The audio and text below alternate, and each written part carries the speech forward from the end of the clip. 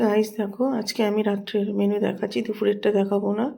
তো দেখো, আমি এখানে একটা বড় বেগুন নিয়ে এসেছি, বেগুন পোড়া দিচ্ছি। ভেতরে দেখো আমি রসুন ঢুকিয়ে দিলাম আর একটু সর্ষের তেল মাখিয়ে নিলাম, তাহলে বেগুনটা খুব সুন্দর সফটটা।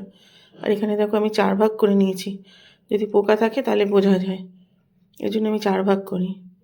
এবার দেখো আমি ডিমের পোচ বানাচ্ছি সবার জন্য।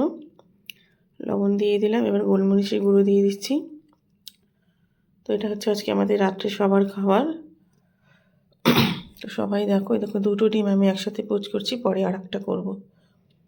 তো সবাই খুব ভালো থাকো, লাইক করো, কমেন্ট করো, সাবস্ক্রাইব করো। দেখো আমি বেগুনটা এবার মাখাচ্ছি, তার আগে সব কিছু ধনে পাতা, কাঁচা লঙ্কা, শুকনো লঙ্কা রেডি করে রেখেছি। খুব সুন্দর টেস্ট হয় রসুনটা দিলে, ফ্লেভারটা খুব সুন্দর আসে। তো এটা হচ্ছে আমাদের রাত্রের খাবার, এই দেখো। তো সবাই খুব ভালো থাকো, টাটা, গুড নাইট, আর সাবস্ক্রাইব করো।